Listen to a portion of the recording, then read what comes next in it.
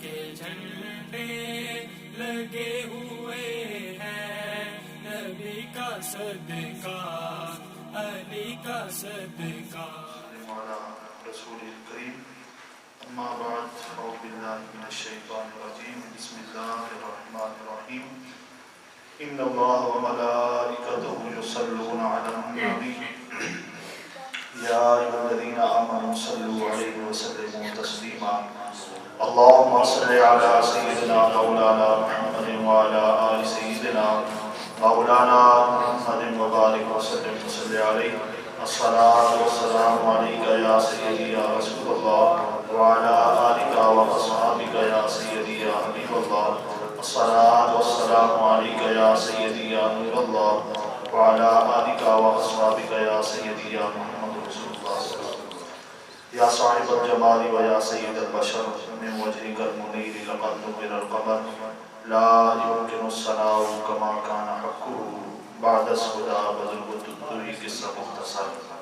الہی بحق بنی فاطمہ کے برقول ایمان کنی خاتمہ، گر دعوتم رکنی والقبول منو دست و دامان آل رسول۔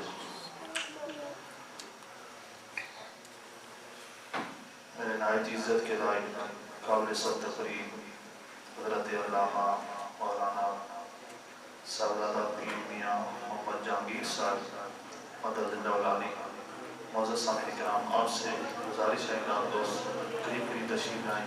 جو بزرگ ہیں وہ بے شک ایک لگائے رکھیں، باقی دوست آگے اپنے تشریف لائیں۔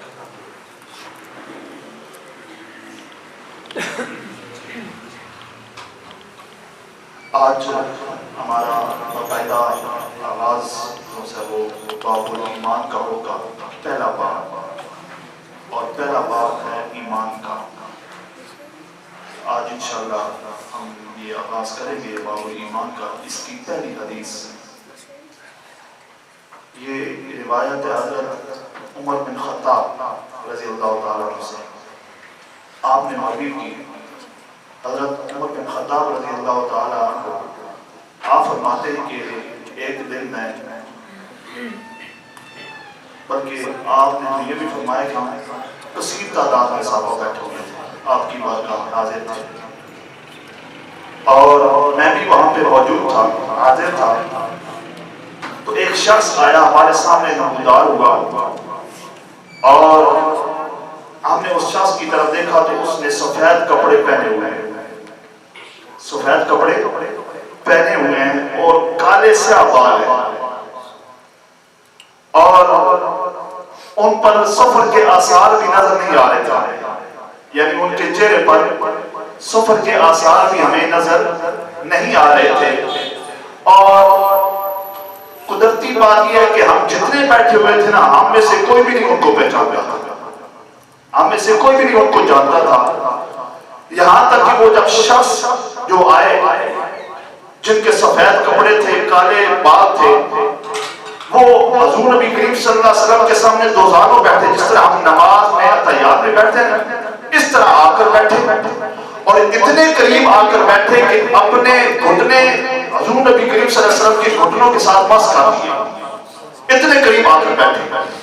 جب آ کر قریب بیٹھے تو اس شخص نے عرض کیا، اے محمد صلی اللہ علیہ وسلم، مجھے اسلام کے متعلق بتائیے، مجھے اسلام کے متعلق بتائیے۔ تو میرے قریب آقا صلی اللہ علیہ وسلم نے فرمایا کہ اسلام یہ ہے کہ تم گواہی دو کہ اللہ کے سوا کوئی عبادت کے لائق نہیں۔ اب اس نے سوال کیا، اے اللہ کے نبی ہمیں اسلام کے متعلق بتائیے۔ تو حضور نبی کریم صلی اللہ علیہ وسلم نے آپ نے فرمایا کہ اسلام یہ ہے کہ تم گواہی دو اللہ کے سوا کوئی عبادت کے لائق نہیں، اور محمد صلی اللہ علیہ وسلم اللہ کے رسول ہیں۔ اور پھر اس کے بعد آپ نے فرمایا کہ نماز قائم کرو، رمضان کے روزے رکھو، زکوٰۃ دو، اور حج کرو اگر وہاں تم پہنچ سکو تو۔ پھر جب یہ حضور کے کریم صلی اللہ علیہ وسلم نے ساری باتیں ارشاد فرما دیا، نماز پڑھو، رمضان کے روزے رکھو، زکوٰۃ دو، حج کرو، تو آگے سے وہ شخص خود کہتا ہے کہ آپ نے سچ فرمایا، آپ نے سچ فرمایا۔ حضرت عمر بن خطاب آپ فرماتے ہیں کہ ہمیں بڑا تعجب ہوا کہ سوال اس نے خود کیا، اسلام پھر یہ آگے سے شخص کہتا ہے آپ نے سچ فرمایا، اس کا مطلب یہ ہے کہ یہ جانتے ہیں، اور جب جانتے ہیں تو پھر یہ پوچھ کیوں رہے؟ جب یہ سوال کا جواب جانتے ہیں تو پھر پوچھ کیوں رہے؟ لیکن ہم نے اس سے کوئی بات نہیں۔ اب اس کے بعد اس شخص یہ کہا کہ ایمان کے متعلق بتائیے، ایمان کیا چیز ہے؟ تو میرے قریب آقا صلی اللہ علیہ وسلم نے فرمایا کہ اللہ پر، اس کے فرشتوں پر، اس کی کتابوں پر، اس کے رسولوں پر، اور آخری دن کو مانو، اور اچھی اور بری تقدیر کو مانو، یہ ایمان ہے۔ جب آپ نے یہ فرمایا تو شخص نے کہا کہ یا رسول اللہ آپ نے سچ فرمایا، یا رسول اللہ آپ نے سچ فرمایا۔ پھر اس کے وہ شخص کہتا ہے یا رسول اللہ مجھے احسان کے متعلق بتائیے، احسان کیا چیز ہے؟ تو میرے قریب آقا صلی اللہ علیہ وسلم نے فرمایا کہ اے شخص احسان یہ ہے کہ تم اللہ کی عبادت ایسے کرو گویا تم اسے دیکھ رہے ہو۔ احسان یہ ہے کہ تم اللہ کی عبادت اس طرح کرو گویا تم اسے دیکھ رہے ہو۔ اگر یہ ایمان کی حالت تجھے محسوس نہ ہو، تمہارے پاس نہ ہو، تو گویا یہ محسوس کرو کہ رب مجھے دیکھ رہا ہے، گویا رب مجھے دیکھ رہا ہے۔ اور پھر اس شخص نے عرض کیا مجھے قیامت کے بارے میں خبر دیجیے، مجھے قیامت کے بارے میں خبر دیجیے۔ تو آپ نے فرمایا کہ جس سے پوچھ رہے ہو نا وہ قیامت کے بارے میں شاید سے زیادہ نہیں جانتا، یعنی تم مجھ سے پوچھ رہے ہو، میں تم سے زیادہ نہیں جانتا۔ اور جب یہ بات کی پھر وہ شخص کہتا ہے، عرض کرتا ہے کہ مجھے قیامت کی کچھ نشانیاں بتا دے۔ اگر آپ نے قیامت کے متعلق نہیں بتانا تو مجھے کچھ قیامت کی نشانیاں بتا دے۔ تو میرے قریب آقا صلی اللہ علیہ وسلم نے فرمایا کہ قیامت کی نشانی یہ ہے کہ لونڈی اپنے مالک کو جنے گی، لونڈی اپنے مالک کو پیدا کرے گی، اور ننگے پاؤں، ننگے بدن والے فقیروں اور بکریوں کے چرواہوں کو محلوں میں راج کرتے دیکھو۔ جو بکری کے چرواہ ہیں آپ ان کو محلوں میں دیکھیں گے، یہ قیامت کی نشانیاں ہیں۔ اور جب یہ بات ہوئی تو وہ راوی حضرت عمر بن خطاب کہتے ہیں کہ وہ سائل، وہ سوال پوچھ رہے تھے، جب انہوں نے یہ بات سنی وہ چلے گئے، وہ چلے گئے۔ اب حضور نبی کریم صلی اللہ علیہ وسلم نے فرمایا کہ اے عمر تمہیں پتا تھا یہ کون ہے شخص؟ اے عمر تجھے پتا تھا یہ کون شخص تھا؟ اللہ اور اس کے رسول ہی بہتر جانے۔ تو میرے قریب آقا صلی اللہ علیہ وسلم فرماتے ہیں کہ اے عمر یہ کوئی اس دنیا کا بندہ نہیں تھا، کوئی دنیا کا شخص نہیں تھا، بلکہ یہ حضرت جبریل آئے تھے تمہیں تمہارا دین سکھانے کے لیے۔ یہ حضرت جبریل آئے تھے تمہیں تمہارا دین سکھانے کے لیے۔ اب میں اس کے اندر کچھ تھوڑی سی تفصیل عرض کرنا چاہوں گا کہ حضرت جبریل آتے ساتھ ہی بیٹھے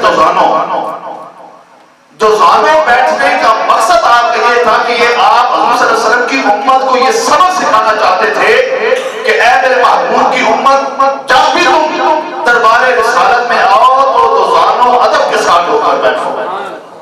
اور پھر اس کے بعد اب یہ بھی ہے کہ حضرت عمر فاروق کہتے ہیں کہ ہم میں سے کوئی نہیں جانتا تھا اس کو، حضور نبی کریم صلی اللہ علیہ وسلم پہچانتے تھے، اگر نہ پہچانتے ہوتے تو آپ پوچھیں کہ تم کہاں سے آئے ہو؟ آپ نے پوچھا نہیں۔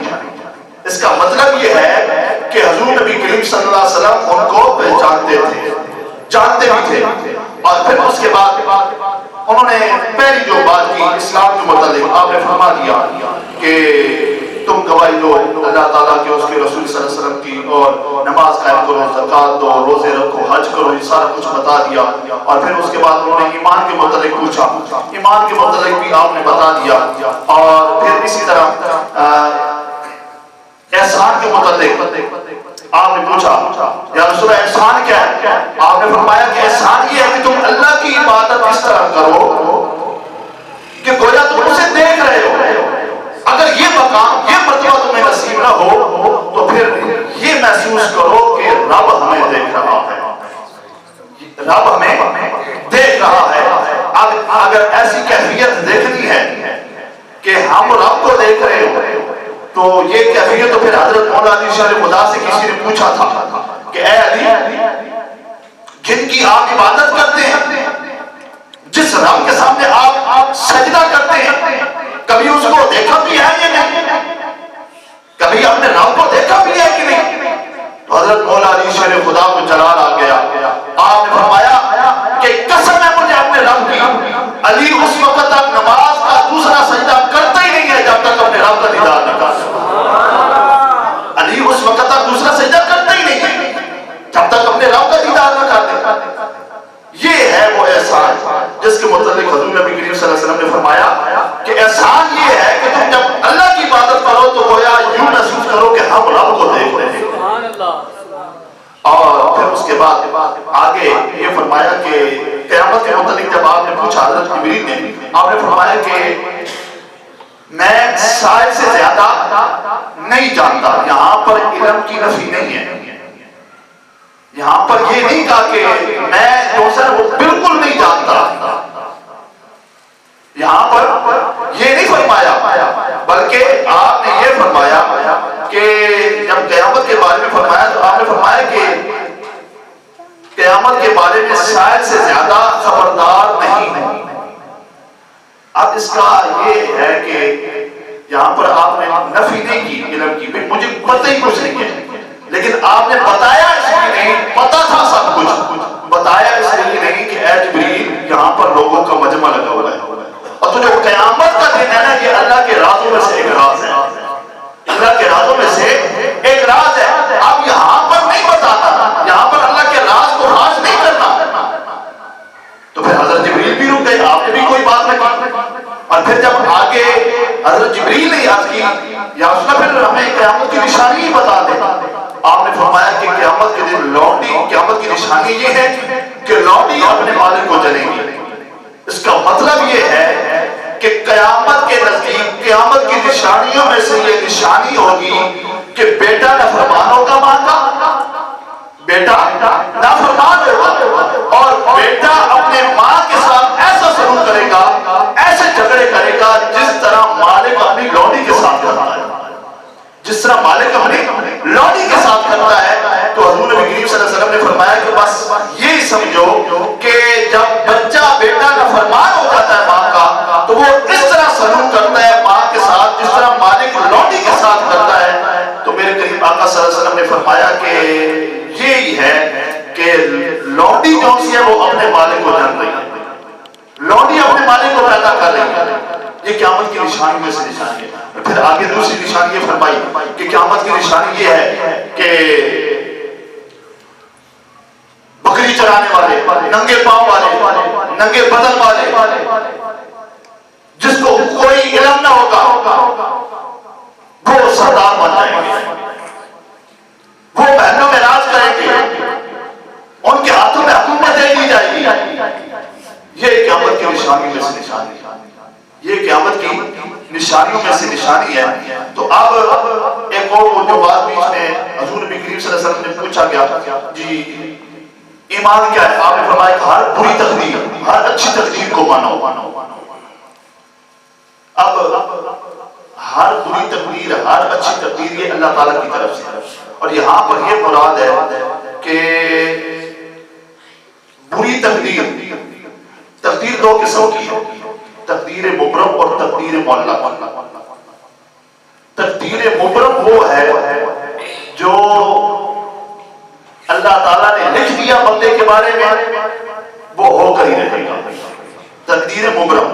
اور تقدیر معلق وہ ہے کہ جو بزرگوں کی دعاؤں کے صدقے سے اللہ تعالیٰ تبدیل فرما دیتا ہے، اللہ تعالیٰ تبدیل فرما دیتا ہے. تو اللہ تعالیٰ بتانا یہ چاہتا ہے کائنات والوں کو کہ اے کائنات والوں، جنہوں نے میرا قرب پا لیا، میری معرفت حاصل کر لی، میں ان کو مقام یہ عطا فرماتا ہوں کہ جب وہ میری بارگاہ میں تقدیر معلق کے لیے دعا کرتے ہیں تو میں ان کی دعا کے صدقے سے ان کی تقدیر معلق تبدیل کر دیتا ہوں، تقدیر معلق تبدیل کر دیتا ہوں. اور یہ ہیں وہ باتیں کہ اگر ہم چاہتے ہیں، ہم گناہگار ہیں، سیاہکار ہیں، بدکار ہیں، تو پھر ہمیں چاہیے کہ ہم کسی نیک بندے کے ہاتھ میں اپنا ہاتھ دے دیں، کسی نیک بندے کا اللہ اپنے ہاتھوں میں باندھ دے، اپنے ہاتھوں میں پکڑ لے. جب ہم کسی کے ہاتھوں میں اپنا ہاتھ دے دیں گے تو پھر یقیناً اللہ تعالیٰ اپنے اس نیک بندے کے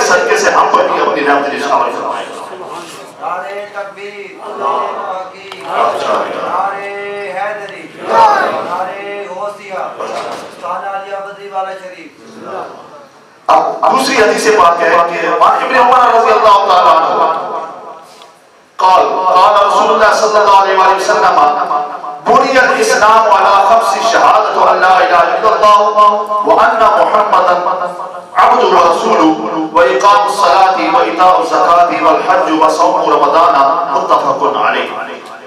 حضرت ابن عمر رضی اللہ تعالیٰ سے مروی ہے کہ نبی کریم صلی اللہ علیہ وسلم نے فرمایا کہ اسلام 5 چیزوں پر قائم کیا گیا ہے.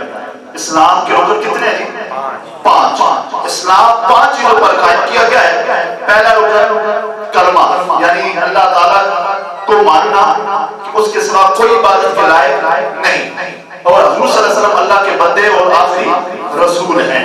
یہ ہو گیا. اور پھر اس کے بعد دوسری چیز یہ کہ نماز قائم کرنا، زکوٰۃ دینا، حج کرنا اور رمضان شریف کے روزے رکھنا. یہ 5 ارکان ہیں جن پر اللہ تعالیٰ نے اسلام کو قائم کیا ہوا ہے.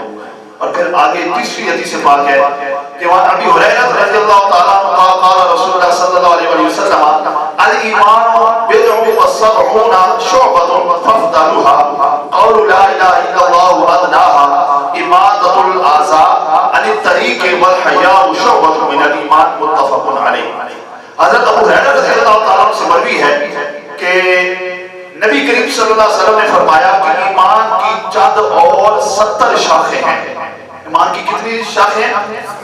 70 شاخیں ہیں. اور ان سب میں سے جو اعلیٰ شاخ ہے یعنی ایمان کے 70 درجے ہیں، اس ایمان کے جو سب سے اعلیٰ درجہ ہے وہ کیا ہے؟ میرے کریم آقا صلی اللہ علیہ وسلم نے فرمایا کہ اس ایمان کا سب سے اعلیٰ درجہ یہ ہے کہ اپنی زبان سے گواہی دینا کہ اللہ کے سوا کوئی عبادت کے لائق نہیں اور محمد صلی اللہ علیہ وسلم اللہ کے رسول ہیں. یہ ایمان کا سب سے اعلیٰ درجہ ہے. اور ایمان کا سب سے جو ادنا درجہ میرے کریم آقا صلی اللہ علیہ وسلم نے فرمایا وہ یہ ہے کہ حضور نبی کریم صلی اللہ علیہ وسلم نے فرمایا کہ ایمان کا سب سے ادنا درجہ راستے سے تکلیف دہ چیز کا اٹھا دینا، راستے سے تکلیف دہ چیز کا ہٹا دینا، یہ ایمان کا سب سے ادنا درجہ ہے. اور پھر آگے فرمایا کہ والحیاء شعبۃ من الایمان، غیرت بھی ایمان کا حصہ ہے. غیرت بھی ایمان کا حصہ ہے. اب یہاں پر دیکھیے کہ سب سے اعلیٰ درجہ تو یہ ہو گیا کہ گواہی دینا کہ اللہ تعالیٰ کے سوا کوئی عبادت کے لائق نہیں اور محمد صلی اللہ علیہ وسلم اللہ کے رسول ہیں. اور سب سے ادنا درجہ یہ ہے کہ راستے میں کوئی ایسی چیز پڑی ہوئی ہے، کوئی کانٹے پڑے ہوئے ہیں یا کوئی ایسی چیز پڑی ہے جس سے لوگوں کو تکلیف ہوگی، لوگوں کو پریشانی ہوگی، تو میرے قریب آقا صلی اللہ علیہ وسلم نے فرمایا کہ کسی راستے سے تکلیف دہ چیز کا ہٹا دینا یہ بھی ایمان کا حصہ ہے، یہ بھی ایمان کا حصہ ہے. اور غیرت بھی ایمان کا حصہ ہے. اب یہاں پر غیرت سے مراد یہ جو ہمارے ہم نے غیرت بنائی یہ نہیں ہے، غیرت ایمانی ہے، غیرت ایمانی ہے. اور وہ غیرت ایمانی کیا ہے کہ وہ غیرت جو گناہوں سے روک دے، وہ غیرت جو چوری کرنے سے روک دے، اور وہ غیرت جو بدکاری سے روک دے، وہ غیرت ہے. اور وہ اس کے اندر یہ غیرت ہو کہ میں یہ گناہ نہیں کروں گا، اللہ تعالیٰ بھی دیکھ رہا ہے، اس کے رسول بھی دیکھ رہے ہیں اور اس کے فرشتے بھی دیکھ رہے ہیں. نہ چھپ کر کوئی گناہ کرے اور نہ ظاہر گناہ کرے. چھپ کر اس لیے نہ کرے کہ اللہ تعالیٰ دیکھ رہا ہے اور ظاہر اس لیے نہ کرے کہ مسلمان دیکھ رہے ہیں، مسلمان دیکھ رہے ہیں. بس گناہوں سے بچتے رہنا یہ ہے غیرت ایمان، یہ بھی ایمان کا حصہ ہے. اب راستے میں سے کسی چیز کا ہٹا دینا نقصان دہ چیز. آپ کے سامنے ایک حدیث پاک رکھتا ہوں. حضرت عائشہ صدیقہ رضی اللہ تعالی عنہا آپ فرماتی ہے کہ ایک دن میں حضور نبی کریم صلی اللہ علیہ وسلم کی بارگاہ میں حاضر تھی. میرے قریب آقا صلی اللہ علیہ وسلم نے فرمایا آپ بڑے خوش تھے. آپ نے فرمایا کہ اے عائشہ ماں کیا مانگتی ہے، ماں کیا مانگتی ہے. اب میں نے سوچا یہ موقع بڑا اچھا ہے، یہ موقع ہاتھ سے جانا نہیں چاہیے. اب آپ نے عرض کیا یا رسول اللہ اگر آپ اجازت دیں تو میں اپنے والد محترم حضرت ابوبکر صدیق سے جا کر نہ پوچھوں کہ آج آپ سے کیا مانگنا چاہیے، آج آپ سے کیا مانگنا چاہیے. میرے قریب آقا صلی اللہ علیہ وسلم نے جب یہ سنا آپ نے فرمایا ٹھیک ہے عائشہ جاؤ پوچھا. اب حضرت عائشہ صدیقہ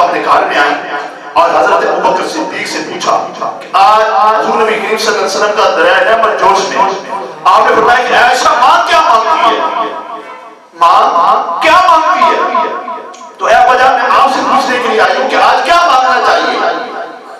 تو میرے قریب آقا صلی اللہ علیہ وسلم کے پیارے یار حضرت ابو بکر صدیق آپ فرماتے ہیں کہ اے عائشہ ہمیں دنیا کی چیز تو چاہیے نہیں، ہم تو دنیا کے طرفدار ہیں نہیں، اگر آج اللہ کے معمول دینے پہ آئے یہ ہیں تو آج پھر ان سے جا کر یہ پوچھو کہ اے اللہ کے معمول صلی اللہ علیہ وسلم آپ نے فرمایا کہ جو مانگو میں دوں گا، جو پوچھو میں بتاؤں گا، تو آج ہمیں ایک بات بتا دیں اور وہ بات یہ بتائیں کہ معراج کی رات جب آپ اللہ کی بارگاہ میں گئے تھے تو جو آپ کے اور اللہ کے درمیان جو راز کی باتیں ہوئی تھی نا، ان رازوں میں سے ایک راز بتا دیں، ان رازوں میں سے ایک راز بتا دیں، دیکھیے کیا مانگنا۔ حضرت ابو بکر صدیق کی سوچ کہاں تھا؟ یا رسول اللہ دنیا کی کوئی چیز نہیں چاہیے، ہمیں ان رازوں میں سے ایک راز بتا دیں۔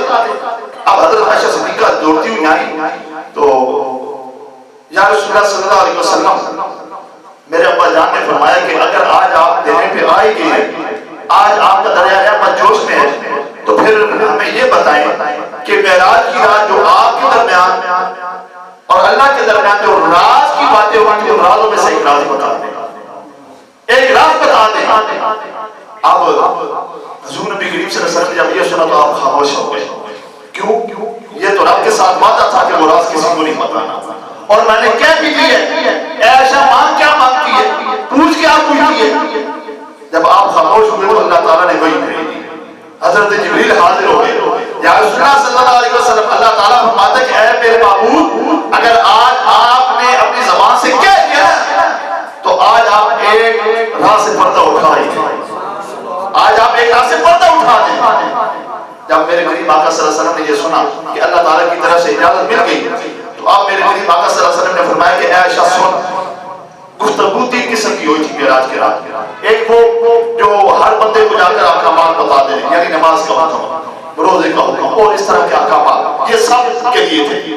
اور دوسری قسم کی وہ گفتگو جو صرف خاص لوگوں کے لیے تھی، اور تیسری وہ جو اللہ اور اس کے رسول صلی اللہ علیہ وسلم کے درمیان راز تھے، وہ کسی کو نہیں بتانے تھے۔ اب میرے قریب آقا صلی اللہ علیہ وسلم نے فرمایا کہ عائشہ سن، ان رازوں میں سے ایک راز معراج کی رات۔ میرے قریب آقا صلی اللہ علیہ وسلم نے فرمایا کہ اے عائشہ میرے رب نے معراج کی رات میرے ساتھ یہ وعدہ کیا کہ اگر کسی مسلمان کے پاؤں میں کانٹا چبھ جائے اور دوسرا مسلمان بھائی آگے وہ کانٹا نکال دے، اس کے بدلے میں اس کی کوشش کر دوں گا، اس کے بدلے میں اس کی کوشش کر دوں گا، صرف اتنی سی تکلیف کو دور کر دے گا۔ دیکھیں نا جی عمل کتنا چھوٹا سا ہے، صرف کسی کے پاؤں میں کانٹا چبھا اور دوسرا جا کر وہ کانٹا نکال دے کہ اللہ تعالیٰ نے میرے ساتھ یہ وعدہ کیا کہ جو قیامت جو مسلمان کسی دوسرے مسلمان کی اتنی تکلیف دور کرے گا قیامت کے دن میں اس کو بخش دوں گا، وہ جنتی ہے۔ اب جب حضرت عائشہ صدیقہ نے یہ بات سنی بڑی خوش ہوئی، عمل کتنا چھوٹا سا اور اس کی جزا جنت۔ دوڑتی ہوئی حضرت ابو بکر صدیق کے پاس آئی کہ میں جا کر بتاؤں اپنے والد گرامی کو کہ اللہ تعالیٰ نے اپنے محبوب کے سب کے ساتھ اتنا کرم کیا، عمل اتنا تھوڑا سا اس کی جزا کتنی بڑی ہے۔ اب جیسے ہی وہ آئے حضرت عائشہ صدیقہ کے پاس آئے، حضرت ابو بکر صدیق کے پاس، تو آپ نے ساری بات کہہ دی کہ اللہ تعالیٰ کے پیارے محبوب صلی اللہ علیہ وسلم نے فرمایا کہ ان رازوں میں سے ایک راز یہ ہے کہ اگر کسی مسلمان کے پاؤں میں کانٹا چبھ جائے دوسرا آ کر اس کو نکال دے، بس اتنی سی تکلیف دور کرنے کے بدلے میں اس کو بخش دوں گا۔ جب حضرت ابو بکر صدیق نے یہ بات سنی تو آپ کی آنکھوں میں آنسو آ گئے، آپ رو پڑے، آپ رو پڑے۔ اب حضرت عائشہ صدیقہ کرتی ہیں ابا جان اتنا تھوڑا سا عمل اور اس کی جزا جنت، آپ کو تو خوش ہونا چاہیے کہ اللہ نے اپنے محبوب کے صدقے سے ہم پہ کرم کیا، آپ رو کیوں رہے؟ تو حضرت ابو بکر صدیق فرماتے ہیں کہ اے عائشہ یہ بھی تو دیکھو نا کہ اگر ایک مسلمان دوسرا مسلمان کے پاؤں میں سے کانٹا نکال دے تو اللہ تعالیٰ اس کے بدلے میں اس کو بخش دے گا، اس کو جنت دے گا، اور اگر ایک مسلمان ہو کر دوسرے مسلمان کو تکلیف پہنچائے گا اللہ تعالیٰ اسے سزا کتنی دے گا، اللہ تعالیٰ اسے سزا کتنی دے گا۔ اگر ایک مسلمان ہو کر دوسرے کا حق کھائے گا، اس کی زمین پر قبضہ کرے گا، اس کو طرح طرح سے نقصان پہنچائے گا، اللہ تعالیٰ اس کے بدلے میں اس کو سزا کتنی دے گا؟ یہ بھی تو دیکھو نا، اگر اللہ تعالیٰ کی رحمت اتنی ہے کہ چھوٹے سے عمل پر اللہ تعالیٰ جنت دے رہا ہے، اور اگر دوسری طرف دیکھا جائے اگر کوئی شخص دوسرے کو نقصان پہنچائے اللہ تعالیٰ اسے سزا کتنی دے گا؟ اس لیے آج کے بعد سے ہمیں یہی سبق سیکھنا ہے کہ دوسروں کے دکھ بانٹیں، دوسروں کی تکلیفوں کو دور کریں۔ جب آپ دوسروں کی تکلیفوں کو دور کریں گے نا تو یقیناً اللہ تعالیٰ جو ہے وہ اللہ تعالیٰ اپنے بندوں کے صدقے سے، جب بندہ اللہ تعالیٰ دیکھتا ہے یہ بندہ ہوگا میرے بندے کی تکلیف کو دور کرنا، چاہے وہ جتنا مرضی گناہگار ہو، بس اسی کے صدقے سے اللہ تعالیٰ اس کے گناہوں کو معاف فرما دیتا ہے۔ خدا کے بندے تو ہیں ہزاروں، بنوں میں پھرتے ہیں بارے بارے، نہ اس کا بندہ بنوں گا جس کو خدا کے بندوں سے پیار ہو۔ خدا کے بندے تو ہیں ہزاروں، بنوں میں پھرتے ہیں بارے بارے، نہ اس کا بندہ بنوں گا جس کو خدا کے بندوں سے پیار ہوگا۔ معزز سامعین کرام، آج کے درس سے ہمیں یہی سبق سیکھنا ہے کہ اگر کسی مسلمان کو کوئی تکلیف ہے، کوئی مسئلہ ہے، راستے میں کوئی ایسی چیز پڑی ہوئی ہے جس وجہ سے کسی کو نقصان پہنچے گا تو وہ ہٹا نہیں۔ جب ہم وہ کہتے ہیں کہ چھوٹی سے چھوٹی نیکی کو بھی نہ چھوڑو، کیوں؟ ہو سکتا ہے وہ نیکی اللہ تعالیٰ قبول فرما رہے، اسی کے صدقے سے اللہ تعالیٰ بخشش فرما دے۔ اس لیے محترم سامعین کرام، ہمیں بھی چاہیے کہ ہم اگر ہم اپنی زندگی کو صحیح راستے پر لائیں تو پھر ہمیں کسی اللہ والے کی نسبت قائم کرنی ہوگی، اللہ والے کی نسبت قائم کرنی ہوگی۔ جب ہمارا ہاتھ کسی اللہ کے نیک بندے کے ہاتھ میں ہوگا تو پھر یہ وہ در ہے کہ ہمارا ہاتھ بظاہر مشرک کے ہاتھ میں ہوتا ہے، لیکن یہ چلتے چلتے چلتے چلتے چلتے جا کر سیدھا حضور نبی کریم صلی اللہ علیہ وسلم کی بارگاہ میں، اور حضور نبی کریم صلی اللہ علیہ وسلم کا دست اقدس یہ اللہ تعالیٰ کے دست قدرت میں۔ تو اس لیے آج کے درس سے ہم نے یہی سبق سیکھنا ہے کہ مسلمانوں کی مدد کریں، اور یہ بھی ایک بات ذہن میں رکھیں کہ جب آپ کسی مسلمان کی مدد کرتے ہیں یا اس کی تکلیف کو دور کرتے ہیں، اس کی پریشانی کو دور کرتے ہیں، تو اس سے انسان کا بدلہ نہ رکھو کہ میں نے آج اس کی مدد کی، کل یہ میری مدد نہیں، یہ ذہن میں نہیں رکھنا۔ بس اس کی مدد کرنا ہمارا کام ہے، اور اس کا بدلہ اللہ تعالیٰ فرماتا ہے کہ میں خود دوں گا۔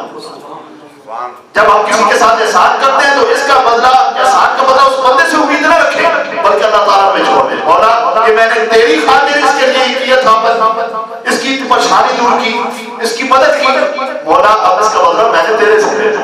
تو جب رب اس کا بدلہ دے گا نا تو پھر رب جب دیتا ہے تو پھر وہ بندے سے سنبھالا نہیں جاتا، پھر وہ بندے سے سنبھالا نہیں جاتا۔ تو آج حضرت امام جعفر صادق رضی اللہ تعالیٰ عنہ کے حوالے سے بھی آج دن ہے، تو وہ بھی میں عرض کرنا چاہوں گا کہ حضرت امام جعفر صادق رضی اللہ تعالیٰ عنہ وہ شخصیت ہیں کہ جن کے بارے میں حضرت امام اعظم ابو حنیفہ ہمارے امام جن کا مقلد ہیں، وہ کہتے ہیں کہ اگر میں نے 2 سال حضرت امام جعفر صادق کے پاس لگائے نہ ہوتے، پڑھا نہ ہوتا تو میں نے برباد ہو جانا تھا۔